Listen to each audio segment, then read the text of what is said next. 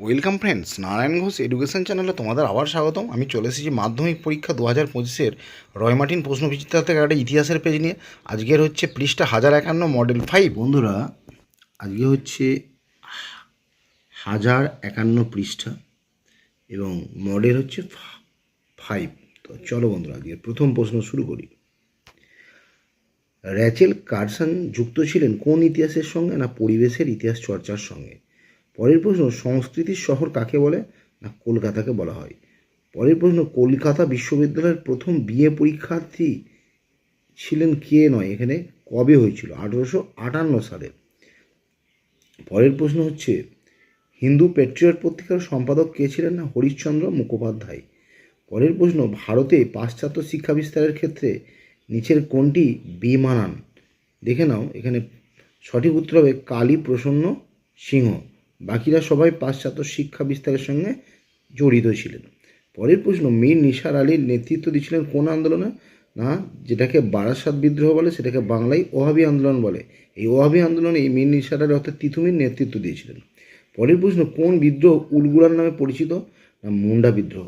পরের প্রশ্ন, land holder society অর্থাৎ জমিদার সোসাইটি সভাপতি কে ছিলেন? না রাজা রাধাকান্ত দেব। পরের প্রশ্ন, বর্তমান ভারত গ্রন্থটি কে রচনা করেন? না স্বামী বিবেকানন্দ।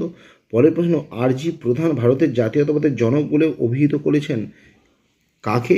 না সঠিক উত্তর বঙ্কিমচন্দ্র চট্টোপাধ্যায়কে। পরের প্রশ্ন, ভারতে হাফটন প্রিন্টিং পদ্ধতি কে প্রবর্তন করেছিলেন? উপেন্দ্র কিশোর রায়চৌধুরী।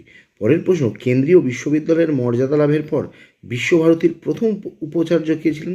না রথীন্দ্রনাথ ঠাকুর। পরের প্রশ্ন হচ্ছে, ওয়ার্কস অ্যান্ড পেজেন্টস পার্টি যুক্ত ছিল সাইমন কমিশন বিরোধী আন্দোলনের সঙ্গে। পরের প্রশ্ন, ভারতে প্রকাশিত প্রথম কমিউনিস্ট পত্রিকাটির নাম হচ্ছে দি সোশ্যালিস্ট।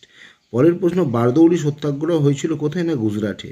পরের প্রশ্ন, ডন সোসাইটি কে প্রতিষ্ঠা করেন? না সতীশচন্দ্র মুখোপাধ্যায়। পরের প্রশ্ন, বঙ্গলক্ষ্মীর ব্রতকথা কে রচনা করেছিলেন? না রামেন্দ্র সুন্দর ত্রিবেদী।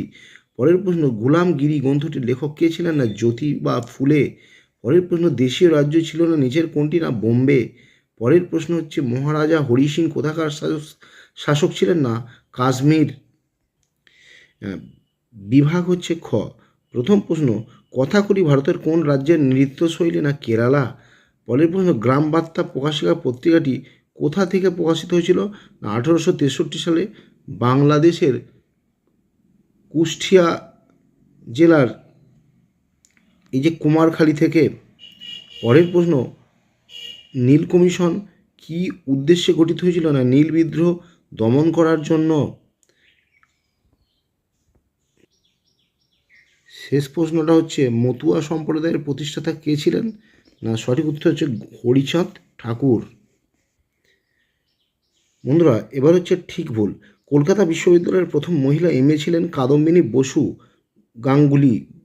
এটা হচ্ছে কাটা, কারণ তিনি প্রথম এমএ ছিলেন না, তিনি প্রথম বিএ ছিলেন। আচ্ছা, পরের প্রশ্ন, ডক্টর অনিল শীল 18 শতককে সভা সমিতির যুগ বলে অভিহিত করেছিলেন। এটা ভুল আছে, এটা 19 শতক হবে। পরের প্রশ্ন, মাতঙ্গিনী হাজরা ছিলেন বঙ্গভঙ্গ আন্দোলনের নেত্রী। এটা অবশ্যই সত্য। পরের প্রশ্ন, সরকারি ভাষা কমিশনের অন্যতম সদস্য ছিলেন সুনীতি কুমার চট্টোপাধ্যায়। এটাও ভুল আছে। পরের মেলানোগুলো দেখে নাও। জীবনশ্রী রবীন্দ্রনাথ ঠাকুর হবে। Aurobindo Ghosh Bengal national school and college. Bardoli Satyagraha হচ্ছে 1928 খ্রিস্টাব্দে এবং 1930 খ্রিস্টাব্দে 18 এপ্রিল কী হয়েছিল? না চট্টগ্রাম অস্ত্রাগার লুণ্ঠন। বন্ধুরা, এবার চলে যাচ্ছি ব্যাখ্যাগুলোই। প্রথম ব্যাখ্যা কী দিয়েছে? না ডিরোজিওকে হিন্দু কলেজ ত্যাগ করতে হয়। কেন? না তার প্রগতিশীল মনোভাব কলেজের পরিচালনা সমিতির পছন্দ হয়নি। পরের প্রশ্ন, স্বামী বিবেকানন্দ বর্তমান ভারত বইটি লিখেছিলেন। সঠিক ব্যাখ্যা হবে, ভারতবাসীর সামনে ইংরেজ শাসনের নেতিবাচক দিকগুলো তুলে ধরাই তার উদ্দেশ্য ছিল। পরের প্রশ্ন হচ্ছে, রবীন্দ্রনাথ প্রকৃতির সান্নিধ্যে শিক্ষাদানের সমর্থক ছিলেন। সঠিক উত্তর, রবীন্দ্রনাথ প্রকৃতি ও মানুষকে কোনো বিচ্ছিন্ন বিষয় ভাবতেন না। এবং আজকে শেষ প্রশ্ন, গান্ধীজি লবণকে আইন অমান্য আন্দোলনের মুখ্য বা কেন্দ্রীয় বিষয় হিসেবে বেছে নেন। কারণ লবণ হলো মানুষের অতি প্রয়োজনীয় অপরিহার্য দ্রব্য। তো বন্ধুরা, এই ছিল আজকের গুরুত্বপূর্ণ ভিডিও। আশা করছি ভিডিওটা তোমাদের উপকারে লাগবে। ভালো লাগলে অবশ্যই লাইক করবে এবং শেয়ার করবে। যারা নতুন তারা অবশ্যই চ্যানেলটি সাবস্ক্রাইব করে সঙ্গে থাকবে। বাই।